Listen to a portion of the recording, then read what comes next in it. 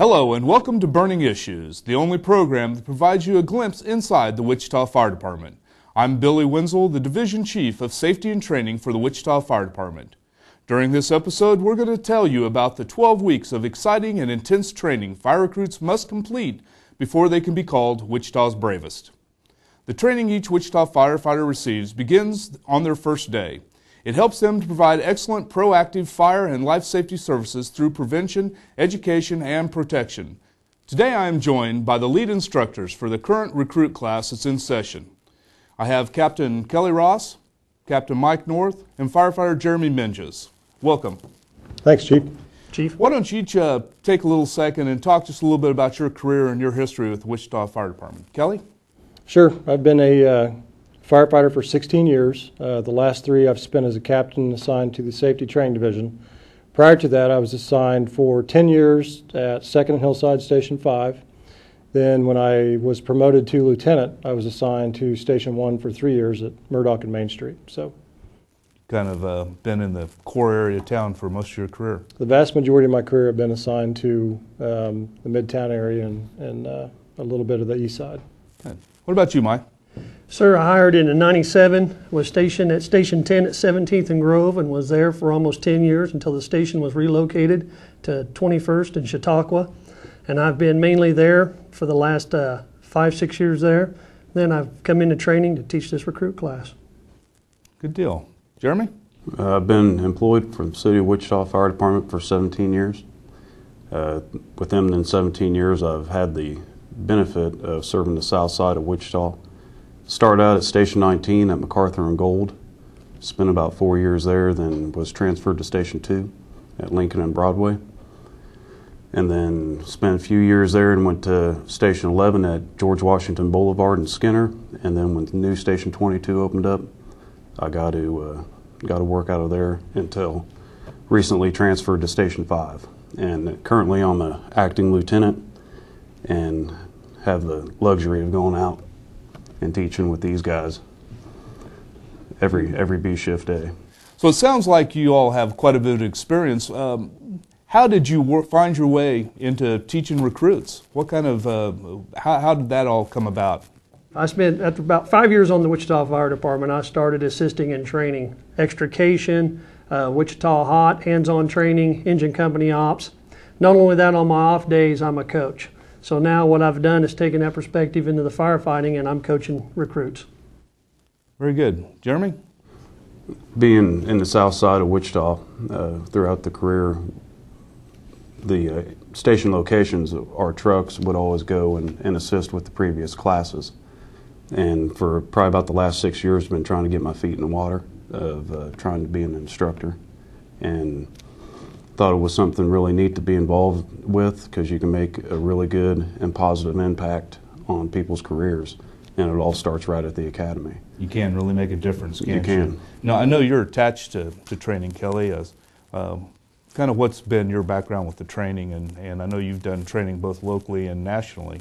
Sure. My first exposure to the actual recruits was back in 2004. I assisted with one of the recruit classes, and I always knew I had kind of a passion and the energy that it takes to do that, and that kind of solidified what I wanted to do going forward as far as teaching recruits. It's very time consuming, it's very challenging, but at the end of the day you really feel like you really accomplished something, and I think that's one of the great rewards as being an instructor, is you get to see recruits from day one up to their graduation, and that's a good feeling as an instructor. You know, a lot of people may feel like that, training is training, but training recruits really is specialized, and it's different than regular firefighter training. Can you talk a little bit about the differences and some of the things you focus on in this intense training? Sure, I can speak to when I first was hired in '96. It was very general in terms of what we trained on. Today, and I think some of it probably has to do with the 9/11, is the fire service has become much more of a specialty, sort of an all hazards agency, if you will, and with that comes a tremendous responsibility to train in all different types of discipline, not just structural fires, but we have to do rescue, hazmat, emergency medical technician skills, so there's a number of different things that we have to do. one of the things with the recruits is we only have them for a very small time frame, and we have to pack a ton of information into those 12 weeks. So that's a challenging part of it for sure. One of the things I see with recruit training over professional firefighters is the simple fact that when they're in class, they don't want to fail. They're afraid to fail. And it's hard to get them to understand it's okay to fail. And that's why you're there in training, is to get better. Yeah, if you're going to make a mistake, it's best to do that in training and learn that to recover from your mistakes. Yes, sir. Yeah, absolutely. You know, I think that we benefit being a metropolitan fire department, that we get some of the best recruit candidates. And I know a lot of the candidates that we have in our current class have worked on other fire departments, volunteer departments, and so they come into the training with a lot of previous training and certifications. Why do they have to go back through training in Wichita? I really feel that firefighting is localized. In other words, you have to adapt to the area you serve. Wichita is a lot of single-family dwellings, one-story, two-story houses, whereas some of your big cities are high-rises, a lot of high-rises. We just don't have that here. We have multiple candidates in the class right now that are from other departments, but they're not used to fighting fire from where we're at. So it really does make a difference on where you're going to practice those skills. Exactly. Absolutely, and different departments will have different tactics, different techniques. You know, they may be from a volunteer department where they don't have assistants there right off the bat, where the majority of our firehouses in the city are at least a two-piece house where you have two apparatus responding on a fire or on a car wreck, and you have assistants there, and you have your team. They're ready to help. With the volunteer departments, it could be a long time, or rural departments be a long time before you have assistants to help you out. So it really does become important that they learn it the Wichita way. Exactly. It is. I know that Jeremy, you and Mike have worked a lot on the curriculum. Can you talk about the different types of training that they're going to be going through over the next 12 weeks? Right now we have a lot of different facets to cover in firefighting, from just basic gear. Most people have never put on fire department gear. Gear, the SCBA, what we use to breathe in house fires, helmet, gloves. That's just the beginning to what we do, to get ready to what we do, not including the different types of hoses we have, different types of way to catch a hydrant, different ways or different tools we have to deploy. And that's just a basic minimum. That doesn't cover extrication, which is car wrecks and pins. It doesn't cover high angle, which is rappelling, water rescue, confined space, hazmat, what we call our truck companies. So there's a lot to what we have to learn. Then not only introduce them to the tools that we have, but also give them an introduction on how to use them. And each individual can either have a natural talent to pick up something very quickly and learn it, and others you might have to take a little bit of time and try to teach them and slow it down just a little bit, to where when they do go out there and the horns go off and it's their very first call, that they're somewhat prepared and know what to do with the tool that they have and why they need to use it. So you can learn it the easy way, or you can learn it the hard way. Well, what is the most difficult skill to teach recruits? I guess, Kelly, you've taught probably more classes than anybody. Is there one thing that seems like that they have the most trouble gathering up? I would say in the 5 or 6 classes that I've taught, the one thing that always kind of glares through is the confidence.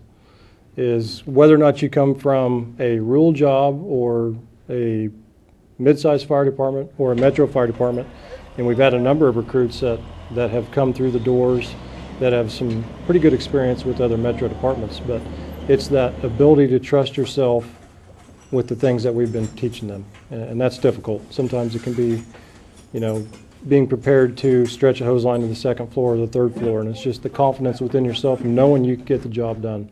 And that's hard to do. How do they get that? Is it just through repetition? Some of it's repetition, and some of it's having great instructors out there that lead them and teach them every step of the way, and that helps. But a lot of it is repetition. We'll do you know, a number of different things we'll repeat 50 times throughout the course of the academy, like hose line stretching, one of the most important things we do, and that's why we do so much of it in the Recruit Academy. You know, you guys talk about the different skills that they have to acquire during this class. Are you the only instructors? I mean, how can you be proficient in every area? Well, for the 2012 summer recruit class, I'm the lead instructor. We do have instructors to assist me that are from A shift, B shift, and C shift. They have the mobility or latitude to bring in crews from other stations to help instruct the recruits. So it's really an opportunity to reach out across the 450 member department and get subject matter experts to bring them in to augment that training so they get absolutely the best that's out there. Is that? That is correct. Absolutely, and to build on that, with having different crews come in, different people, they get so many different ways on how to do some different tactics of the job. It's not just one person telling them their way. They're getting several different members of the fire department's way to do stuff, and that's very vital. And our job is to be able to adapt to what needs to be done and to different ways of doing it. There's never just one way to do something. And to me, that's a valuable tool to learn as a recruit, that it's okay to go outside the box. Just because it's okay to do it on this particular call, it might not be on the next call. So just as long as you have a Rolodex of different things to pull out to get the job done, then I think it's very vital that they get different points of view on how to pull the trigger on stuff. Yeah, I think you're absolutely right. This class is being taught at our regional training center. It's a fairly new building with the training tower and the facilities we have. How does that impact the training to give them the environment that they need to train in? I think, speaking to our old facility and then having the new updated facility, Chief, I think hands down it's made our recruit academies better. With the ability to have everything under one roof and everything within walking distance of the regional training center has been tremendous for the recruits. Because a lot of the training, not only is it indoors with lecture and testing, but they also go outdoors to do the hands-on, and now you can do that in one area. Is that basically the way that works? We spend probably 30% of their time in the 12-week Recruit Academy indoors. We do, communication things, test work, school book work, those kind of things. And then we spend a lot of time out on the training grounds, because that's really, at the end of the day, that's where they're going to own their skills, is in the tower, stretching hose lines and doing those kinds of things that they're going to be doing when they get to the fire stations. One of the big benefits of training, or one of the things that seems like it's important in training, is to make that training as realistic as possible. What are we doing, or what are you doing to make that training as realistic as possible? Jeremy? Well, compared to what we used to have before the department built this current facility that we have, it was a kind of a skeleton, like a scaffold type building, and it was 6 floors open. There was no burn room. There was really nothing realistic about this building. Like with technology changes, so does the needs of the fire service. So they went from that kind of a structure to where it was just your imagination. The instructors would have you pretend that it's a high-rise to a shed, and it's the same building no matter what. No live fire, no smoke, no forcible entry, and to leave that to go to what we have now, it's just night and day difference. You actually do get live fire training. You do get forced doors. You can rearrange the rooms inside with to make it more of a closed or a compartmentalized floor plan than just an open area. And it's really beneficial to where when you do go out and you make the calls, it by far is very important to have that facility and to train with it and to have the live fire and the blacked out conditions when it's smoked over. And it's kind of like with the classroom, we went from an eraser board to a smart board, and you can pull up everything. You have projectors, you can watch videos, you can utilize the internet, you can pull up videos from other departments, and having that all in one facility is priceless. It's a really good deal to have that at our disposal for this class and the upcoming classes. Chief, even just today, we were running evolutions, single-story, two-story house fires, stuff we could not do years ago. That the hands-on training is more lifelike, which better prepares them for the floor. There's very different parts of being a firefighter that sometimes you can't teach it. You just kind of got to shoot from the hip, you know. And I came from a family that my father was a firefighter for 38 years, and I just take for granted that, you know, it's just the way that it is with your dad being gone or your mother being gone on your birthdays or special events of your life. So that's something that's difficult for me to try to teach that to new people that are coming on, that, you know, hey, you're not going to be able to be there at Christmas or on your mother's birthday or maybe even your anniversary. You know, fires don't care whether if it's your day or whose day it is or if it's your son's graduation. They happen and they need people to be there. And sometimes you have to sacrifice, you know, something very important to you to answer the call. And how do you teach that to someone that has absolutely no clue of the fire service, like to these new recruits' families? The one thing about being a firefighter, it's family orientated. We spend 24 hours a shift at the fire station. It's a second family.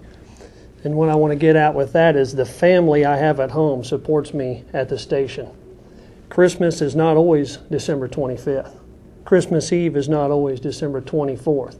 They make the sacrifice I make because they know I'm out making a difference. Because sooner or later, it'll be one of my family members calling 911. So not only do we focus on the technical, tactical piece of training, but we also try to acclimate the recruits and their families to a new life, a new family. Chief, that's true. And even next week in our training, we're inviting the families out so they can view what their loved ones will be doing. You know, speaking to what Mike and Jeremy were talking about, and that goes back to the commitment piece of being a firefighter. It's tough to get up at 6 a.m. on a cold Sunday morning and go to the firehouse, but when you sign on the dotted line here, that's part of your responsibility, and that's part of the commitment that it takes to be a professional firefighter. And it's tough, and it's tough for your families, but as time goes on, everybody kind of acclimates to the schedule, and you get a little more used to it, but it does take some getting used to when you first start. I've yet to get up to go to work. It's a great feeling, It's isn't it? great. It's great. You know, the department really appreciates your effort in doing this. And one of the things that each one of you mentioned when we first started talking was that one of the reasons you wanted to do this was because you could make such an impact on the recruits. And I really believe that. I thought maybe it'd be interesting to know, ask each one of you, what one thing would you like to leave with the recruits? Jeremy? One thing I'd like to leave is just, you know, although that the faces and the names might change of the fire department, you know, our basic mission doesn't. We're here to carry out a job. And in 15, 20 years, they could be sitting here answering these questions as well. And they're going to look back and go over, you know, what they were taught and what has changed in the fire service and you know, where they're going to go. So what I want to try to teach them, which it might be impossible, but is passion. You know, passion for the job, on duty, off duty. Carry yourself as a firefighter all the time, 24/7. And love what you do. And just be proud to be a member of the department, to be a part of the elite service, not just here in this town, but across the globe. We're held to a higher standard. It's an awesome profession that you get to be a part of a big family, just from different departments around the globe. You go into one spot, everyone knows that you're a firefighter. Greatest job in the world. It's beyond the greatest job in the world. Mike, what do you want to leave with them? I want to leave them with the fact when they answer every alarm, they need to treat it like it's their kid or their mom. That's what I tell them from day one. Train like it's your kid or your mom's life at stake. If you answer every alarm, you train like that, you're not going to fail. Very good. Kelly? I think the one thing that I would try to invest in them is the commitment that it takes to be a firefighter, is understand the commitment not only while you're on duty, but the commitment that it takes to go do some things that'll make you a better firefighter, such as going to, the Firehouse Expo or FDIC or any KU school or anything that would make you become a better firefighter. So that's the one thing I would like them to leave there, to understand the commitment of what it takes to be a professional firefighter. That's what we all try to do, is be a student of the game. Every day. Yeah. Thank you very much for joining us today. I really appreciate it. Thanks, Chief. Welcome, Thank Chief. you. There are currently 15 recruits who will have completed a 12-week academy at the end of September. On their first day at the station, they will have logged hundreds of hours of training designed to operate in the worst conditions. They will become the newest generation of Wichita's bravest. That concludes this episode of Burning Issues. Remember, Wichita firefighters are trained professionals who are your friends and your neighbors. They are Wichita's bravest, and they're somewhere serving you every day.